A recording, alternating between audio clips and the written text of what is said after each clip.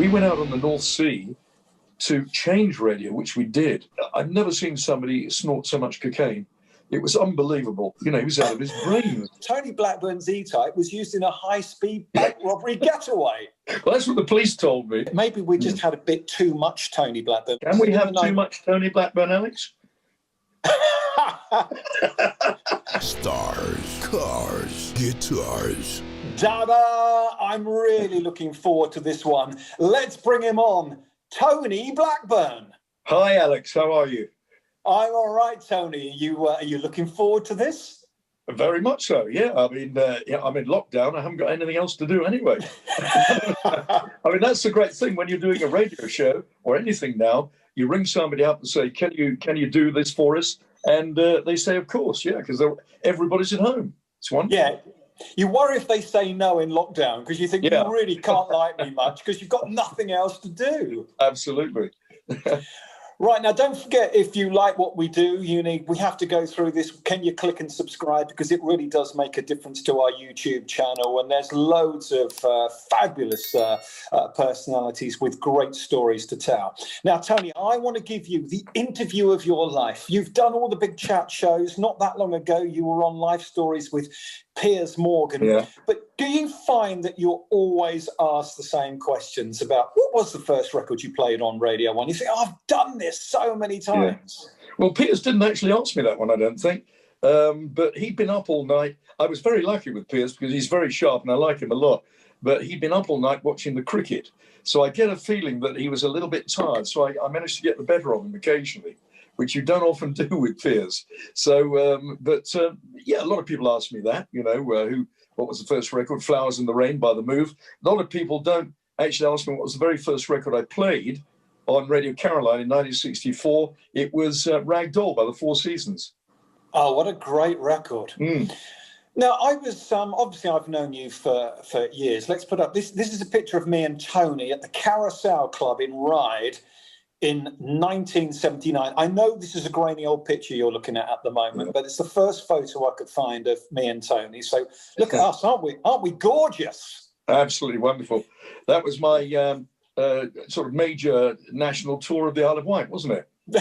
I think you rang me up and said, "I'd like you to do a tour." I thought we were talking about the country, and it turned out it was the Isle of Wight. It was all in 2 days, I think, but it was a lot of fun. A lot of fun. Yeah. One of the things I'm trying to think of things I've never asked you before, and you seem to me, from what I've seen and from what I've read, you had a very happy childhood with parents who really thought the world of you. Your dad was a doctor. Yeah. So when you got into DJing and you wanted to go and broadcast illegally, I can't see them getting behind you and supporting you. Well, they did, actually. My dad was a doctor and my mum was, a housewife, but she'd been a nurse. That's where they'd met. And I've been trying to get into singing, actually. I've been turned down by Decca Records and all the other people as well. And basically, they did get behind me. And I said that, this is Radio Caroline. We couldn't hear it down in Poole because the signal wasn't very, very good down there. But I'd seen a documentary on ITV about it, and I was fascinated by it. And I sent a tape in, introducing a few records. And then I got the word back that, they'd like to audition me, which they did, at 6 Chesterfield Gardens in London. And I did the audition on the Friday and was on the boat on the Wednesday. And they didn't. They said, well, go for it. Because I always think in life, there's only one opportunity and it doesn't always come along. And I'm so glad I did that. And I loved it, absolutely loved it. But were they, because we all look back at the years of pirate radio and think how glorious they were, but there was a chance that you would get arrested because you were, it was really irritating the government at the time. Were they not worried that you could end up in jail? Well, not really, because we weren't officially doing anything illegal because we were 3.5 miles off the coast of Frinton and we were in territorial waters flying under the flag of Panama. So if anybody came out from Great Britain and onto the ship and arrested us, they'd basically be declaring war on Panama. So, they couldn't do anything. And we legitimately went out through the customs. We had a passport with us and we came back. For all intents and purposes, we'd gone to Holland. For 3 years, we never actually got there. But no, so we didn't actually, and I was maintaining that we call it pirate radio, but there was nothing illegal happening. Okay, we sort of pirated a wavelength, 199, but it was outside the British territorial waters, you know. So really, in my book, at any rate, it wasn't really illegal. No more illegal than Radio Luxembourg. Now, this is under the umbrella, Tony, of our podcast, Stars, Cars, Guitars. So I want to ask you about cars, because I want your E-Type Jag story. But you've had some lovely cars. Are you a car person? No, not at all, actually. I mean, when I was younger, I did like the E-Type Jaguar. I thought it looked terrific, and it was a great car. And I had 3 of them altogether. I had I started off with a little MG Midget, and that was lovely, a convertible MG Midget. But then I went on to when I joined Radio 1, I got this E-Type Jaguar, which incidentally in 1967 cost me £2,000. But it was more in those days, of course. And Derek Chinnery, who was the head of Radio 1, encouraged us all to buy these sort of cars. He said it was good for the image of the station. And I remember buying the third one I had. It was a very powerful one, and it kept overheating. And Derek Chinnery wanted a ride in it. And I said to him, I said, well, let's go and have a ride with it. He got in the car outside Broadcasting House, and about 100 yards down the road, it broke down. And he helped me push it into the car park. And so we never really got a full ride on the thing. Now, it's funny you should say about how much it cost you, because I went down to the family vault today, where we keep all our treasured possessions, and I found this. Oh, yeah. Well, your autobiography. The reason it's called The Living Legend, I was criticised for that. The reason for that was that on Radio 1, people used to refer to me jokingly as the living legend, and I thought it was quite funny. I mean, most people got the joke, but a lot of people didn't. They said, "Oh, it's really conceited," but it was just a joke. But they all called me the living legend. Here he is, the living legend. So I thought that's a great title for a book. I'd never do an autobiography again because you upset too many people. And you know, some people say. I remember one of my friends said, "Oh, you didn't mention me in that book very much, did you?" And then I did another autobiography, a sort of second rewrite of it, and he said, "Oh, you put too much of that in there, didn't you? You can't win. You upset too many people." But you know, it was interesting doing it. Well, in this book, Tone, it says, right, Fame and Fortune, Chapter 5. This is about when you get to when you. I've never read it, by the way. Have you not? It's ever so good. I said, "Oh, I must get a copy of it." It says here in September 1967, basically you're saying on the pirate ships you were earning £40 a week. Okay. Shortly after Radio 1 opened, you made £3,000 in 1 week alone. I'm not sure about that. I think I was paid more than the Prime Minister when I was doing the breakfast show on Radio 1. There was a headline. That's the only reason I know that. I don't remember making 3,000. That might have been discos and things like that. And I was doing a show down in Southampton called Time for Blackburn on ITV, and doing various other things, Radio Luxembourg. So it is possible, but I think that might be exaggerating slightly. I probably exaggerated it a bit. Well, that's a shame because I've done some conversions. Well, it might be. You might be right. You might be right. In 67, £40 a week now converts to £730 on the pirate radio ships. And in that glorious week in 1967, no wonder you could afford an E-Type, your £3,000 that you earned with gigs and TV shows, that would be the equivalent of £55,000 in 1 week. Yeah, well, I really don't think I earned that in 1 week on Radio 1. I mean, it sounds very good. I wish I earned that now. But I worked for BBC Local Radio, I'll say. £5 was more the thing there. But I don't know. I was earning very good money then. Yeah, certainly I was, and very lucky to be doing that. So do you remember the garage you went to buy the E-Type? Was it going to be a white one? No, I need a red one, or maybe I need another colour. I need a soft top. I want a hard head. Yeah. Do you actually remember going to buy the first one? Oh, I'd love to say I did. I can't remember the garage. I remember having the car, and I remember I lived up the road in Albany Street, very close to the BBC, and the E-Type Jaguar was in my front drive and somebody stole it. And I came back and it wasn't there. And I reported it to the police, and this is absolutely true. 2 days later, they rung me up and they'd found it in the garage just down the road, and it had been serviced.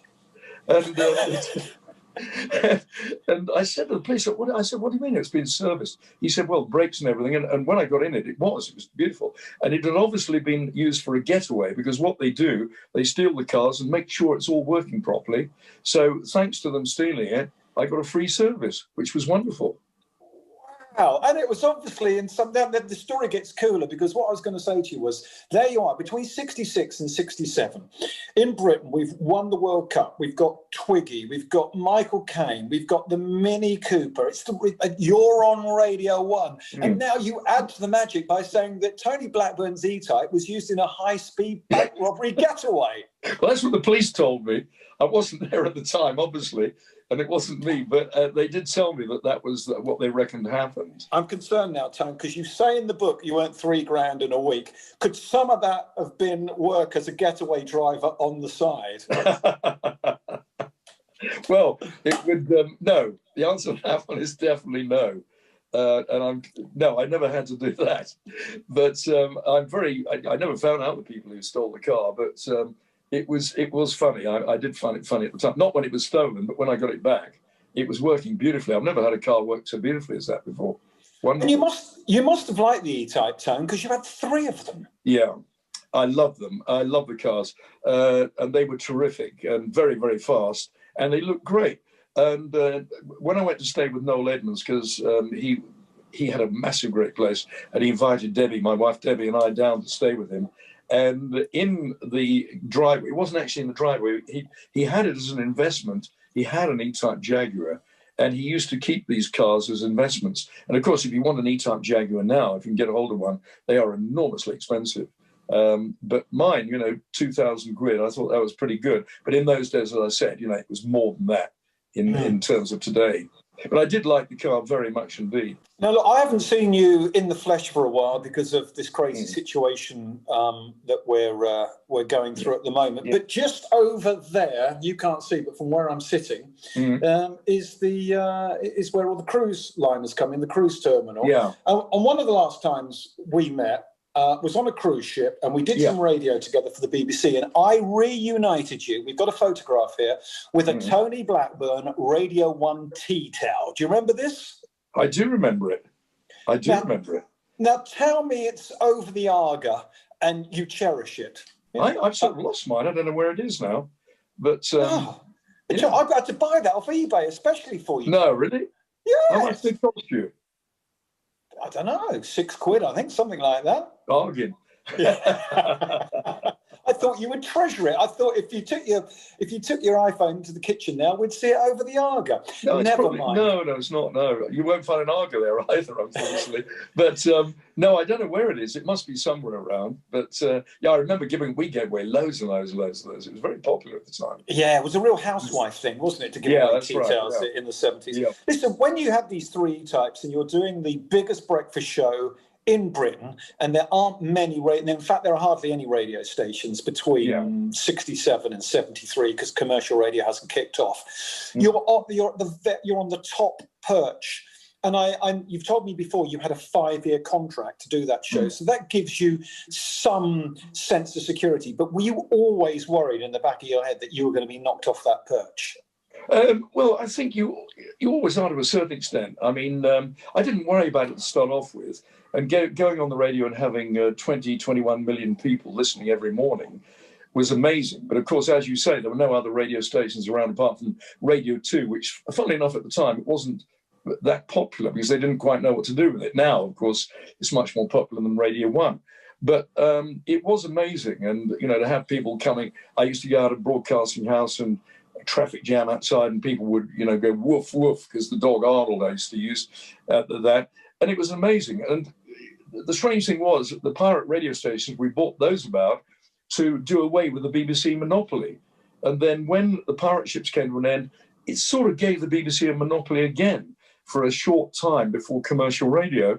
And I tell you something, to be a part of a monopoly is terrific because there's nothing else anybody can listen to. And it's the golden age of radio because it will never, ever be like that again. But I'd still rather people listen to me because they want to, not because they have to. But it was, yeah, I mean, when you're doing a show like The Breakfast Show, it is a special show, and I'm really glad I did it. I did it for 5 years. Then Noel Edmonds came along, who was 3 or 4 years younger than myself. I was married, and you thought, oh, this young guy's going to probably come along and take it over from me, which is fair enough. That always happens. I mean, Chris Moyles, for instance, he always dines out on the fact he did The Breakfast Show longer than me. And in fact, when he'd beaten my record, he invited me onto his own program to wallow in the fact that he was just about to break my record. And I stupidly went along with it. I went there, and there was humiliating. No, he's a lovely guy, Chris Moyles. But of course, you've got to appreciate you can't do things forever. And that was really a wonderful. And I didn't like giving up The Breakfast Show. And Noel and I weren't the greatest of friends for a time. But it was my fault because I didn't want to give that breakfast show up, but he came in and did it. And then he got, of course, the house party. And I don't know if you remember when a guest used to go on, the door would open, he'd throw a line at you and then slam the door. And I went on there and I delivered the line, and Noel shut the door in my face on television live. And he turned to the camera and said, I've been wanting to do that for years. And in the green room afterwards, I went up to him and I said, Noel, you meant that, didn't you? He said, I really did. And from that moment on, we've been the best friends. And he lives in New Zealand now, and he often texts me and things like that. And when he was doing I'm a Celebrity, Get Me Out of Here, he texted me and said, I'm just on the plane. Have you got any advice? And I said, well, it's too late for you now, but tell them you're a vegetarian. But he did very, very well on it. But he was voted the first out. I couldn't understand that. I thought he was great. And he's a really, really nice guy, actually. I mean, we get on very well now. Yeah, I guess, though, that if you had, I would imagine that if you had quite a privileged upbringing and things probably came quite easy to you, and then you get really lucky at Caroline and then Radio London, then you get the Breakfast Show. You're a young man who has that taken away from you in 1973, and you haven't really had to deal with anything like that. Even though you're getting the mid-morning show on Radio 1 and you're still doing Top of the Pops, you never really had to deal with any kind of rejection professionally or personally, did you? No, you're absolutely right. Not so much. And it was, and I'd never come from a show business background either. It's a tough business being in, radio and television. Very, very tough business. And you take the knocks and you take the ups and the downs. And God, in 56 years, I think it's 56 years I've been broadcasting, you have your highs and your lows. And but you have to learn how to adapt to it. And when I left the Breakfast Show, I was moved on to the morning show, which was okay. And then, of course, you think that's fine. And then you get on to the afternoon show and you think, where are we going from here? And then, of course, it's weekends.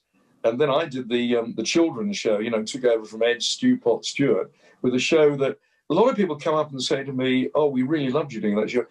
That's the one show I really didn't like doing. Really didn't enjoy that because playing Puff the Magic Dragon and things, and I'm a soul fan, to me that wasn't it. And I was doing at the same time, during the week I was on Radio London doing the soul show, which I loved, a very outrageous soul show. I became a sort of shock jock. And so there I was working 7 days a week. So during the week I was doing this soul program, which I absolutely adore, the best show I've ever done, I think, still. And then at weekends I became Uncle Tony. And I remember Derek Chinnery ringing up Derek Amor, who was the head of Radio London, and saying, can you please stop Tony talking about stockings and suspenders on the radio? Because he said, he's doing our children's show here. And Derek Amor, who was a bit of a rebel, said to Derek Chinnery, he said, we don't mind him talking about it on the program if we can only stop him wearing them. And so and that sealed my job at Radio 1.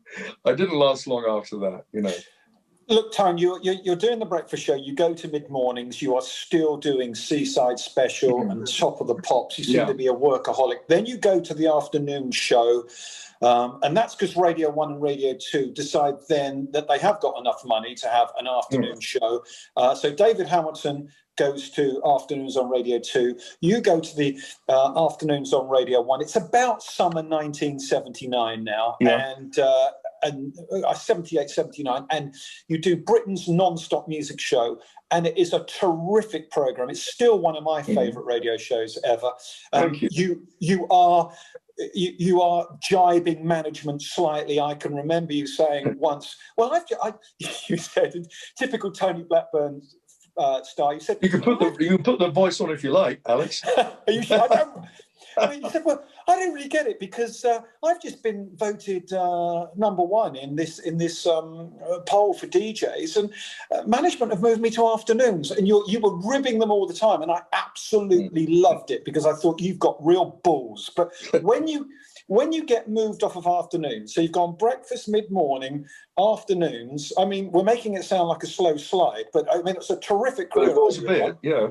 And then you get a couple of weekend shows. One of them's the top 40, and you are magnificent at the top 40. Oh, thank you. No one ever came close to Fluff Freeman, but you did. You did, just absolutely fantastic. Then they take you off the top 40. Now you must be getting seriously pissed off. Well, to a certain extent, yeah, but I was getting on a bit. The problem with that is that when you're getting on a little bit, and Radio 1 is a younger person's show, and I was over 30, 35, I think, or something like that. I wanted to go to Radio 2. But the problem was my executive producer at Radio 1, Doreen Davis, was married to one of the executives on Radio 2. So if I went and asked to go on Radio 2, then obviously he might say to his wife in the evening, oh, Tony Blackburn doesn't want to be with you anymore. And then there might not have been a job at Radio 2. Now it's a lot different because I think people on Radio 1, they see now at Radio 2 that probably, these people, we can move them over, rather like one or two of the people we've got, Zoe Ball and people like that now. So it's easier now, but it wasn't in those days. So I wanted desperately to go to Radio 2 at that time because I felt I was getting too old for Radio 1. And I don't think sometimes people appreciate the fact, look, it's going for that audience there. I'm too old for that now. This is designed for the kids. When I was 24 and I was at Radio 1 and I was in all the pop magazines, that's fine. But when you get to 34, 35, you're knocking on just a little bit and you should be appealing to a much older audience, which is the sensible thing to do. And I think BBC's got that now. In those early days, it was very much Radio 1. If you're on Radio 1, you can't be Radio 2 because you've been Radio 1 and you represent Radio 1. So that was the problem that I had there.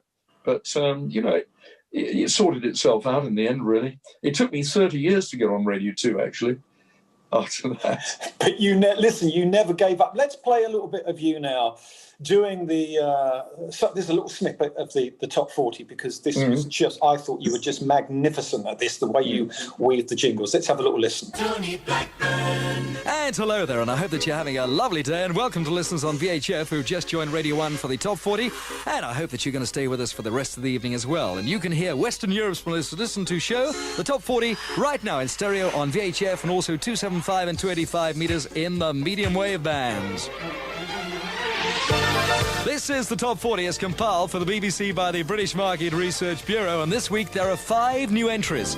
19 go down, 12 go up, and there are 4 non-movers this week.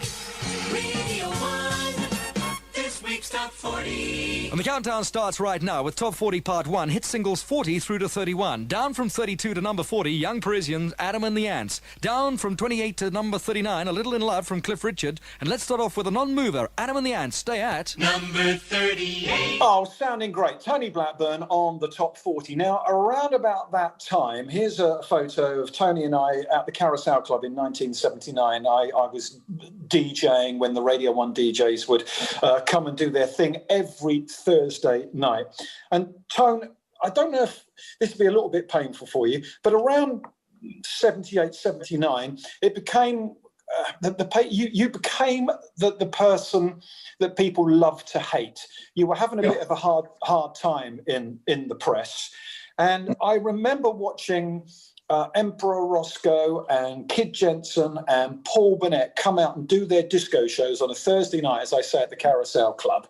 And then you came out to hecklers. And this is one of the reasons why I really, really admire you. I'd never seen anything like this before. You came out, and within an hour, you played about half a dozen records. And some of them were really short. But you stood there and more or less did a stand-up routine and just took the hecklers. And I remember one guy who I kind of knew of by sight from Ride. You gave him a photograph of yourself because he asked for one, and then he rips it up in front of you. And you put the microphone in front of him and said, "How much did you pay to get in tonight?" And he said, £3. Why? And you said something like, "Well, thanks, that's going towards my swimming pool." And and I just really, really admired you because it must have been very, very hard for you then. Well, I don't think what people realised was that it was an act that I was putting. So I used to go out there and the opening line was, "Hello, what a wonderful moment for you. I'll stand here a moment so you can admire me." Now, that it was meant to be a joke, and a lot of people saw it as a joke, but at the same time, some people didn't. And now when I do it, I still do it. You know, if I do any of these things, I still do the same thing, but people get the joke now because I'm older.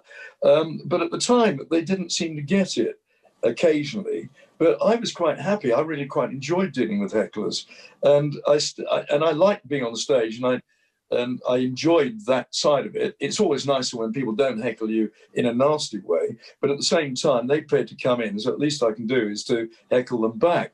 And the job of anybody like us is to be slightly quicker than the audience. You know, if the audience gets on top of you, you've had it. But I did go through that stage when, you know, from going through people liking me, then suddenly people didn't so much. I don't know quite how that happened. It was just obviously what I was doing. I don't know. But I don't think the act helped, really. I mean, going out there and saying, "I'm going to stand here and just let you admire me." And I did. You stand there. And it obviously encouraged hecklers, and it worked quite well. But and I didn't change the act. I thought I quite enjoy this. And I thought I quite enjoy that. And so I just kept it going, really.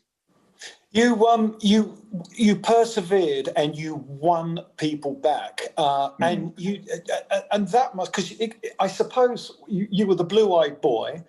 Then the press turned on you a bit. Maybe we just had a bit too much Tony Blackburn. Phil Collins has recently. Can we have too much Tony Blackburn, Alex? Well, I can't, Tone, but Phil Collins said recently that in the 80s he was everywhere. He said, "I had to do Live Aid on both sides of the Atlantic.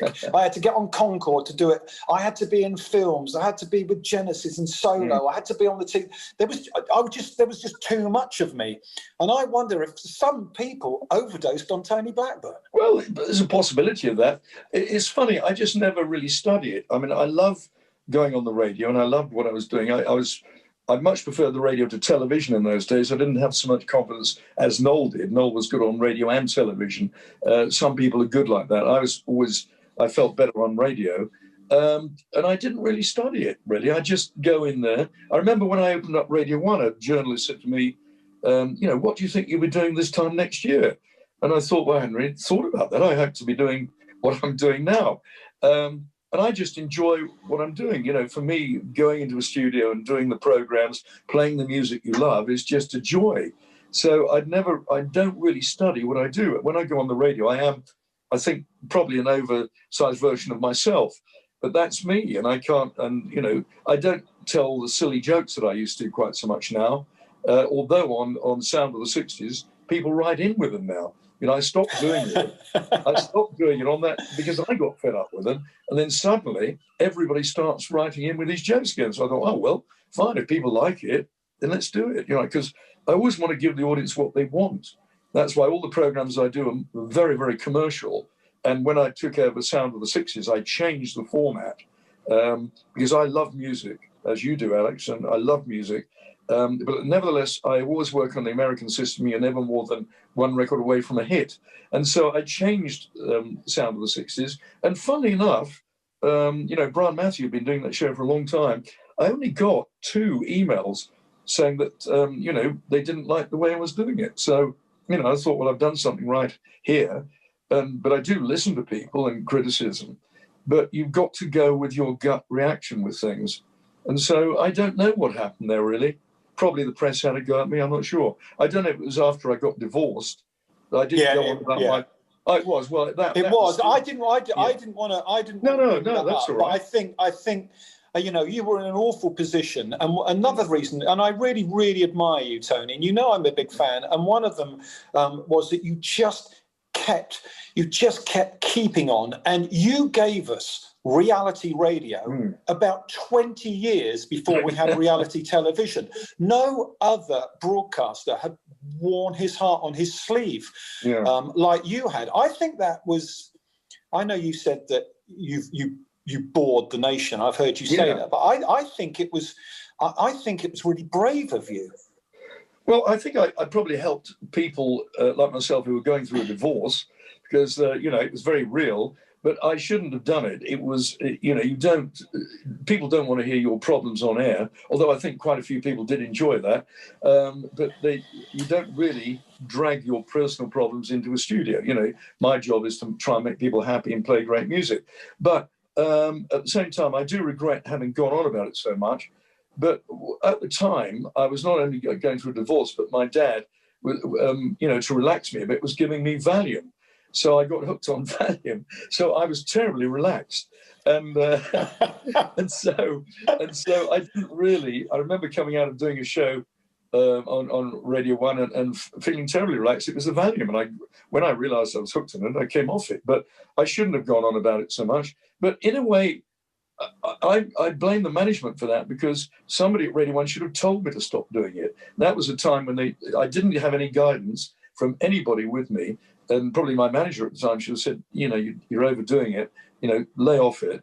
And nobody at Radio 1, the management there, when they could have actually done something for once in their life, they didn't actually do it. And if I'd been in charge of Radio 1 and heard me doing what I was doing on air, I'd have told myself to shut up because I was boring the nation stupid. And that's the job of management, but they didn't do it. And they just let me hang out to dry there. And so and I was very, very upset at the time, you know, as well. David Hamilton told me a couple of years ago, he said, I really feel for Tony. He said, because when he moved from the breakfast show to mid-morning, Derek Chinnery said to him, right, this is probably getting back to the details. Tony, it's going to be, instead of school kids listening, you'll get a lot of housewives. So you're married, you've got a son, and so we want you to speak about your wife and we want you to speak about your son. So then when it all went wrong and people were reading it in the papers, no wonder you were talking about it. Well, yes, I mean, it was sensible. I was married, I got a son. It was quite sensible to move off the breakfast show, and I was 24, 26 and 20, about 29, getting in 30. So there was Noel Edmonds there. He was the ideal person to come in and take over, and he did a great job.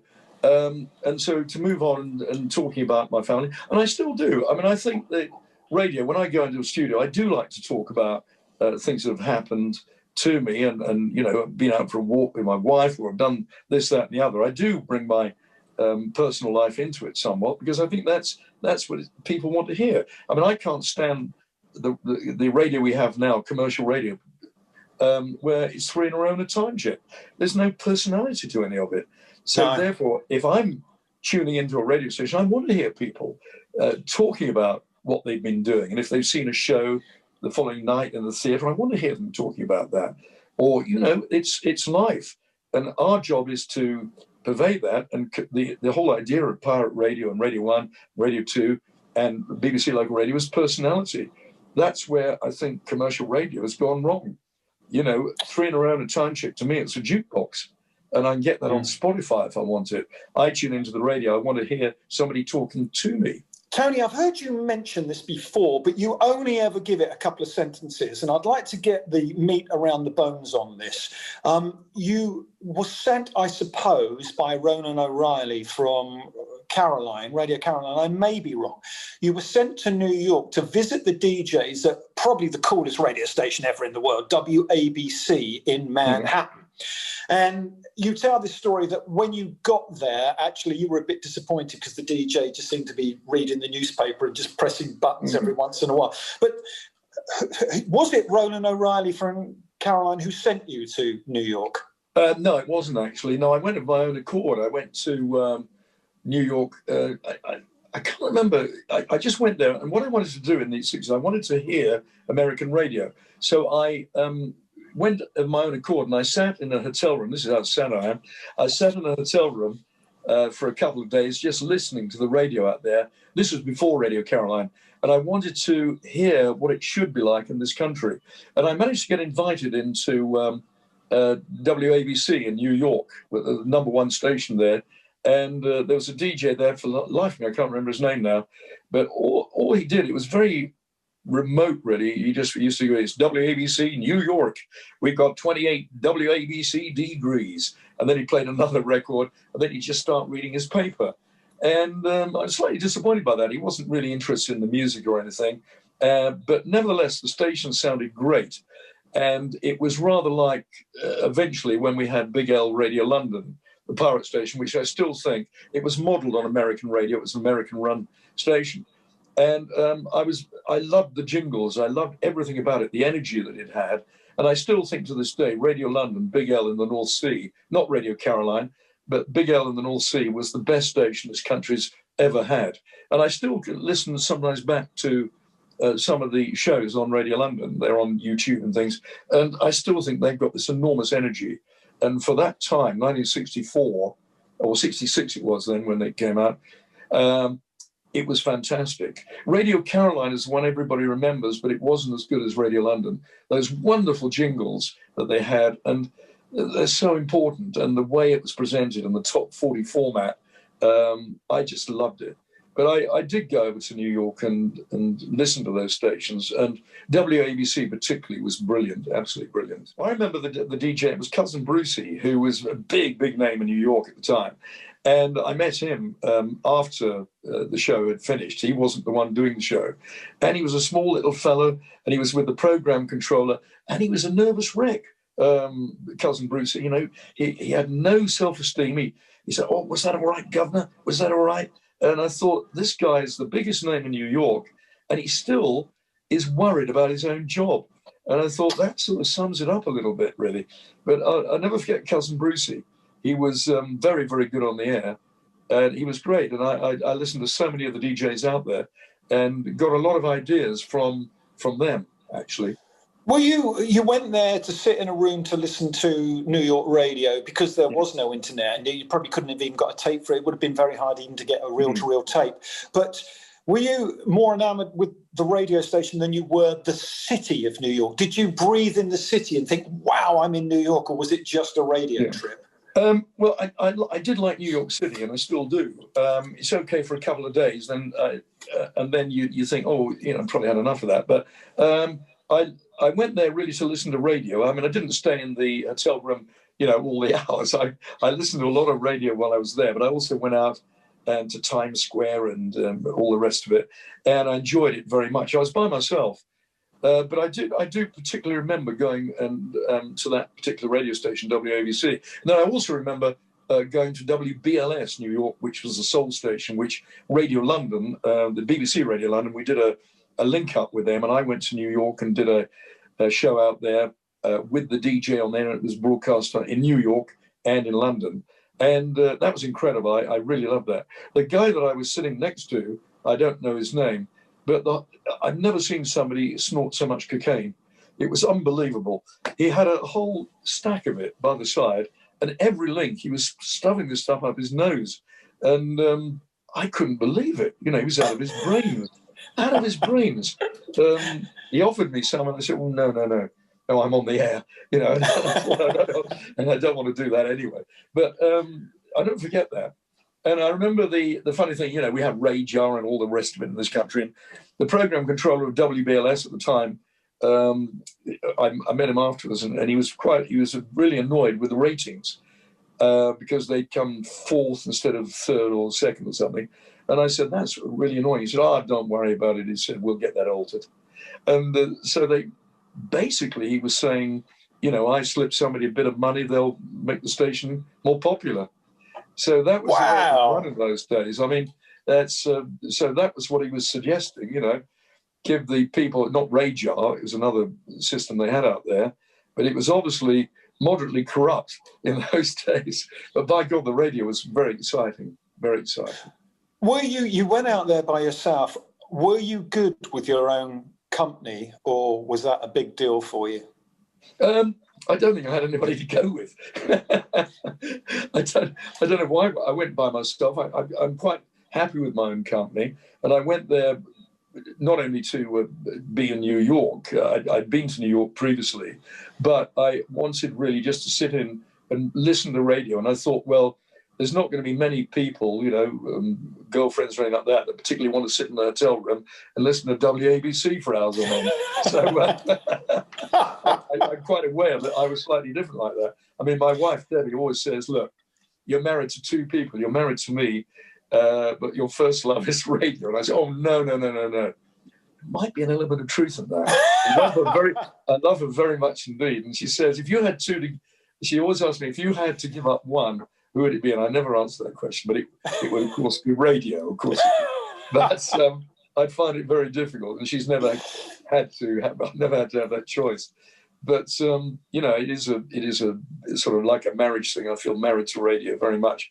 And I get very upset when I work for people, which I do sometimes, who don't have that same love and feel for radio as I do, because I think that we're in a very privileged position. And the BBC is a marvellous place to work in. And we, particularly during lockdown, because commercial radios had the pressure of having to get adverts and things like that. And it's been a tough time for them, whereas at the BBC, we haven't had that pressure.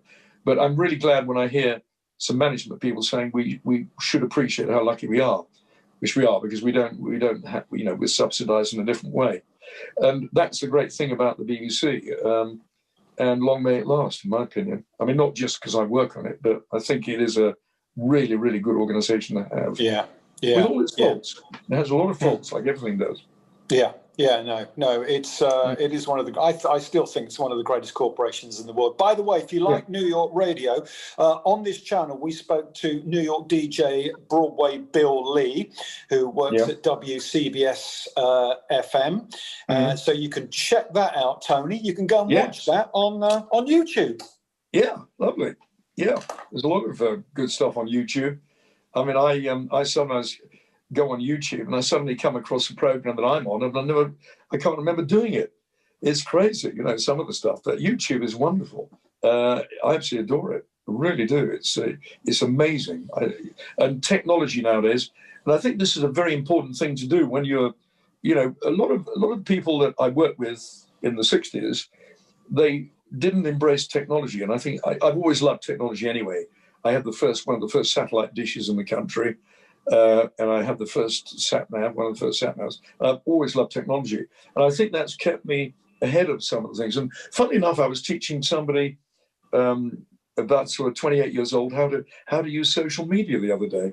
And I thought, he didn't know anything about it. And sometimes you do come across people that don't. But I think it's very important to keep up to date with social media, and also, of course, technology, and also not take for granted the fact we've got a job. It's very, very important.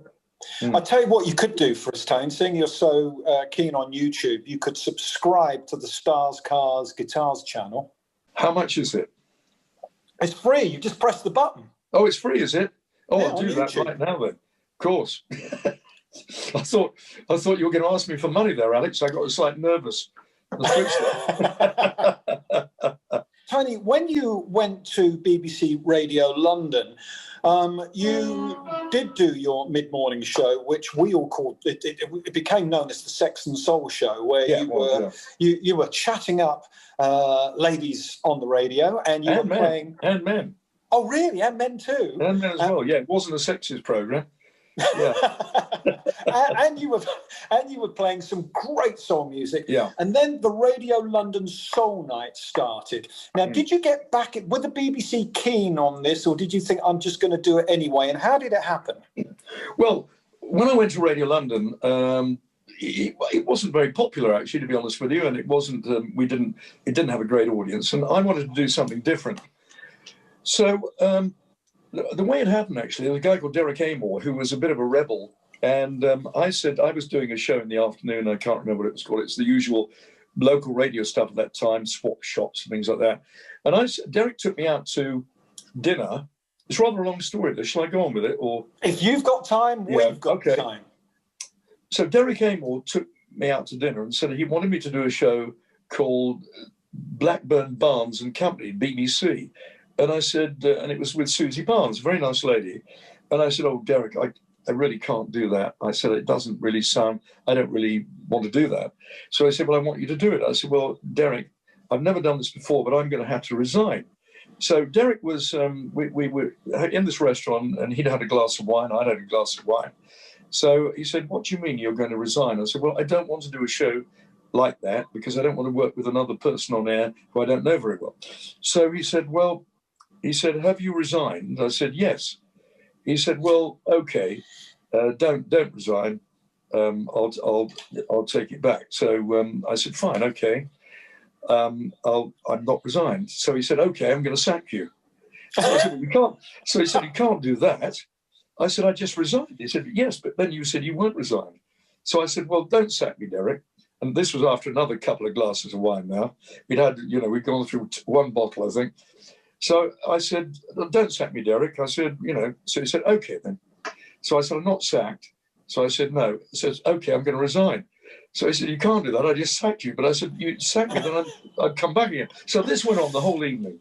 And then at the end of the evening, he said, oh, for God's sake, we'd had a lot to drink by then. He said, what do you want to do? I said, I'd like to do a soul show and be very rude on the radio. And I saw it as a nighttime show. And he said, all right, why not?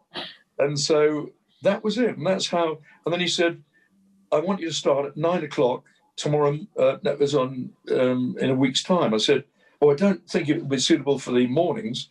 I said, I saw this as an evening show where I can chat people up and be a bit rude, a bit off the cuff. So I said, no, I want it on in the morning at 9 o'clock. So anyhow, I went on, did this show, and I thought it was quite something different. And he came and he said, I thought you were going to be rude. And I thought you were going to, I said, well, I couldn't. And I got to a stage where I got really nervous because he was encouraging me to go even further. And I know how far you can go on the radio. And anyhow, that show became very successful. And I said, I would love to do a show where we do it on the stage. So we found this club, the National Club Kilburn, and then the BBC wanted to back out of it, and they said, we can't lose money. We can't make money at the BBC. So anyhow, I said, well, how much do you think you'd lose? So I said, about £500. So I wrote out a check because they weren't sure anybody would come. And I wasn't quite sure either. And I wrote out a check for £500. And they said, we can't take this. And so Derek said, well, okay, you go ahead and do it. And I got there, and the place held 2,500 people, and 5,000 people turned up. Wow. On the night. And I couldn't get in. It was very difficult to get in. So he showed me around the back. So 5,000 people turned up, and 2,500 were let in. And then out of the blue, Stevie Wonder turned up. We hadn't booked him. And that really got the thing going. And from that moment on, it was enormously successful. And I still do, well, not at the moment, obviously, but I do one a year now for Children in Need. But originally the show, it nearly came off the earliest because we were making so much money out of it. But I said, well, what can we do? And the BBC said, you can't. The BBC is not allowed to make this money. So we ploughed it back into stuff that we gave away and things like that. So we had Tony Blackburn's stockings and suspenders, Tony Blackburn's underpants for men with my picture on the front. He's like that. And the Tony Blackburn 12-incher, the car sticker. Because I always used to say, I'm going to play you one of my big 12 inches now. We have the 12-incher car sticker made, so we ploughed that money back into it. Just amazing. You were actually in the mid-'80s doing something that Radio 1 would have killed for, a really cool soul night out in London. Yeah. And so Stevie Wonder, I think this is when Stevie Wonder had just released his new single, I Just Called to Say I Love You. I think it was that one.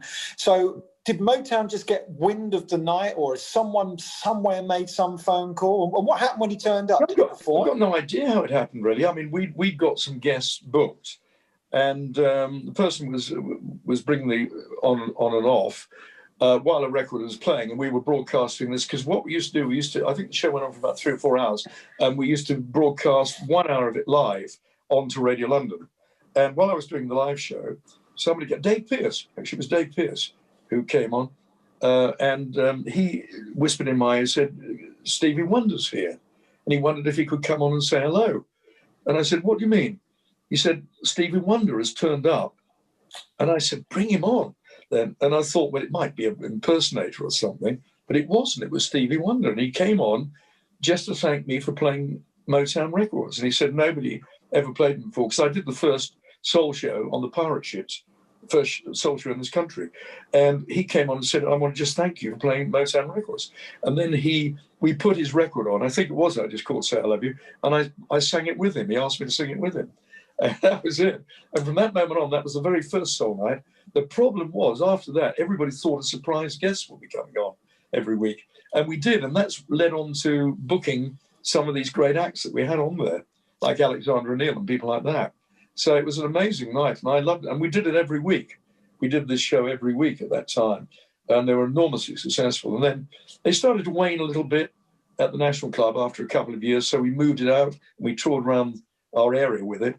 And now I do one, when we are allowed to, at the Cocoa Club. We were about to do it, and it caught fire last time. And then, of course, we had the pandemic. But I'd love to get back and do another one, because they're great fun to do. You've just reminded me, because my brain, I'm so dyslexic, my brain is wired in a crazy way, and I could just remember things that people said from years ago on the radio. And I remember listening to your Radio London Sex and Soul show, and one morning you did this is the devil in you again. One morning you said, I want to say hello to, I can't remember the names of the girls, but Sharon and Linda, who are working in the offices of Radio 1 at the moment, and they've just called us up. They're not listening to Radio 1, they're listening to me on Radio London. I thought, he just can't help himself. You're so mischievous. Well, we never had a problem. We only had one phone call that went slightly wrong. We were doing a thing called Dial a Date. And the idea was that somebody would ring up. We'd never give anybody's phone number away. But you'd ring up and you'd seen somebody that you'd love to go out with. And then the idea was that if that person recognized who they were, they'd ring us up. And then we would give the number to the person if they wanted to go out with them.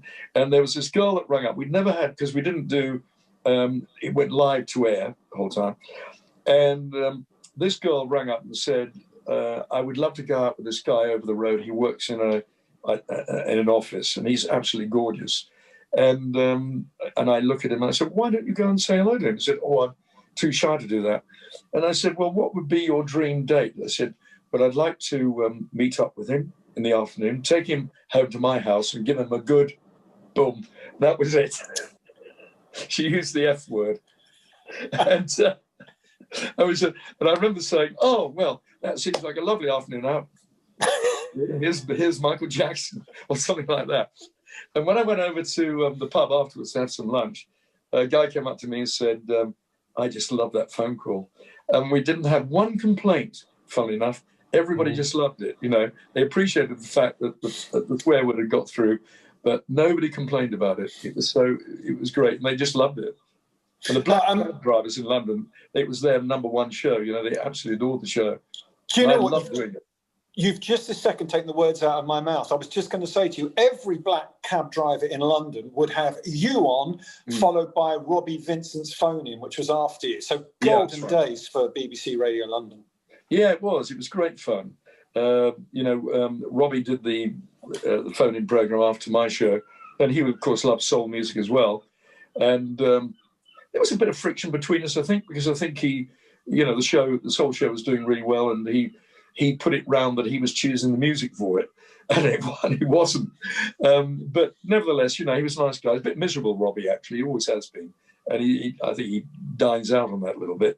But he was very, very good on the chat show that he did, the phone-in program. And it was a great time for Radio London. And it was really brought about by the fact we had this guy, Derek Amor, who just let us get on with it.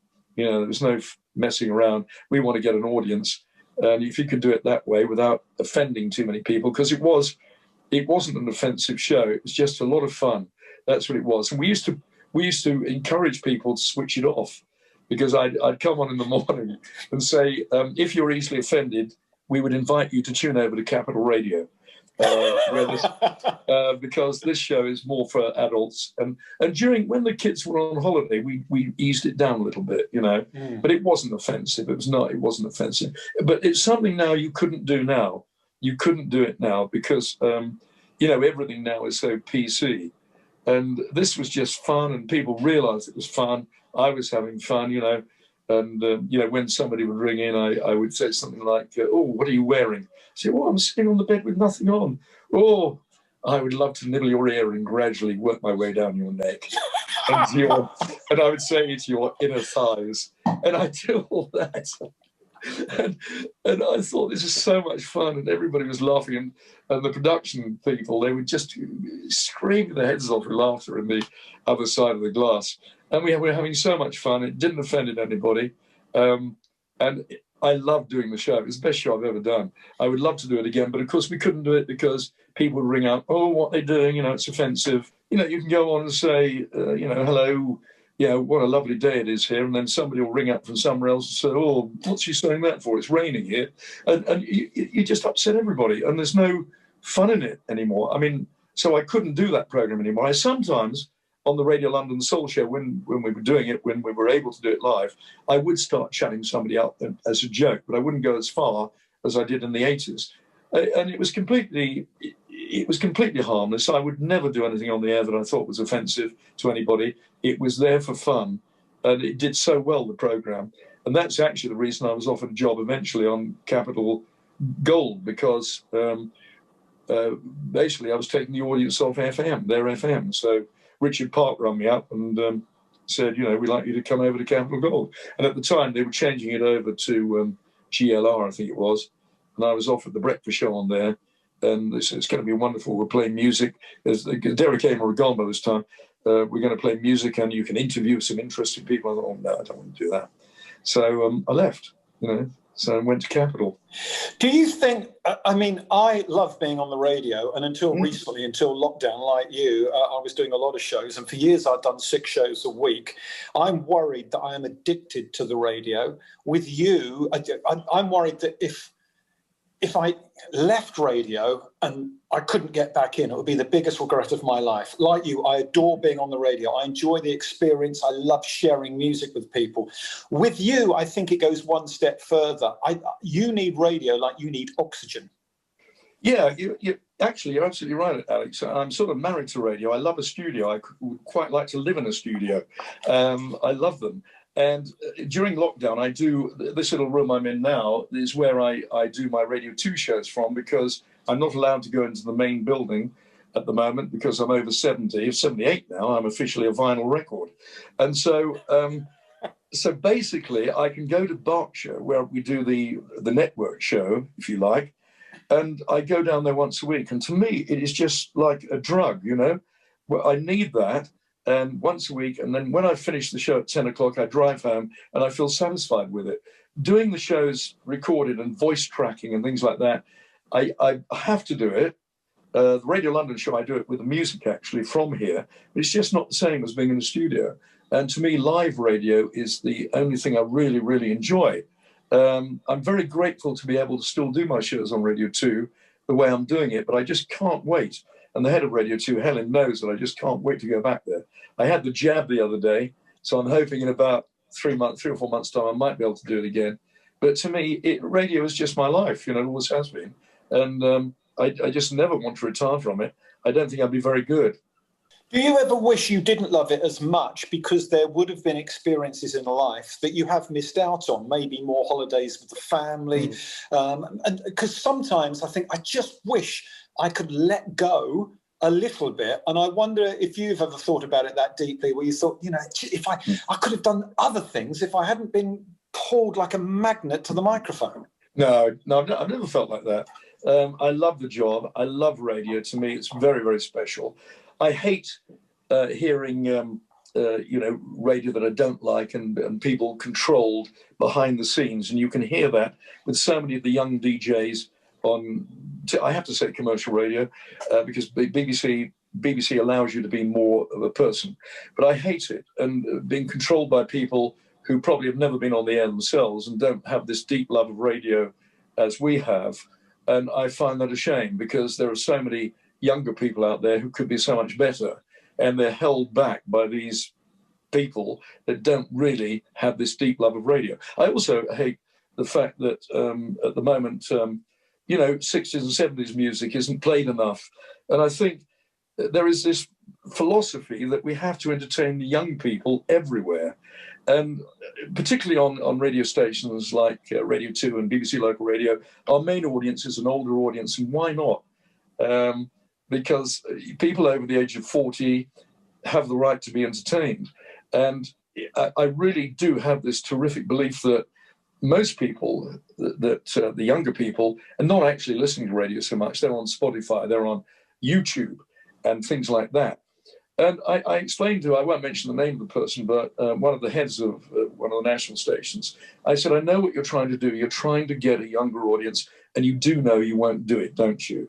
And the person in question said, what do you mean? I said, well, the 40 and 45-year-olds and 50-year-olds is our main audience. And then our 70-year-olds and 80-year-olds like myself will go to that golden disco in the sky, but there'll be lots more older people coming up. And hopefully they will find radio. And our taste changes as we get older. So it's terribly, terribly important to understand your audience. My audience, I know, is over the age of 40, 45, 50. And I love that. And, this business about playing the same 300 records over and over again is quite honestly boring. And it's very, very, in my opinion, it's very lazy. When I'm preparing my shows for Sunday evening, I put an immense amount of time doing it, and I really enjoy doing it and sharing that music with people. And I sometimes think that people within radio now don't have this deep love, and they don't know the history of radio either. We went out on the North Sea to change radio, which we did. And I'm very proud of the fact we pioneered radio and broke that BBC monopoly. And now we've got so many radio stations. I mean, we've got too many actually now. There's hundreds of them. But nevertheless, I think I love radio like you do. And I never want to be not a part of it. I guess the time will come when, I go to the studio and don't quite know where I am anymore. Somebody will turn me back and pat me on the head and say, thank you so much. And probably put a microphone in here and try and convince me that I am actually still broadcasting. Look, Tony, your sunny attitude and your voice, I've got lots of favourite DJs, but none of them ever felt quite like part of the family like you did. Your glass is always half full, and we love you being on the radio. You are amazing for 78. You really are. You saw the future, Tone, when you called your book, the first one, The Living Legend. I just want to thank you, and please send my love to your wonderful wife, Debbie, who I know she's just such a lovely, lovely person. And I'm sure she keeps your feet on the ground when you're getting in a spin in that DJ world you live in. But Tony, thank you so much for doing this. I think the world of you. You're just such a great guy. Alex, you're very kind. And I do thank you for inviting me on this. And also, we've known one another for a long time. We had a lot of fun in those early days out there in the Isle of Wight. And having met you previously, and I love what you do on the radio, and and you've been very kind to me, and I thank you very much indeed for that. I appreciate that. Thank you very much. Stars, Cars, Guitars was produced by Tom Stroud.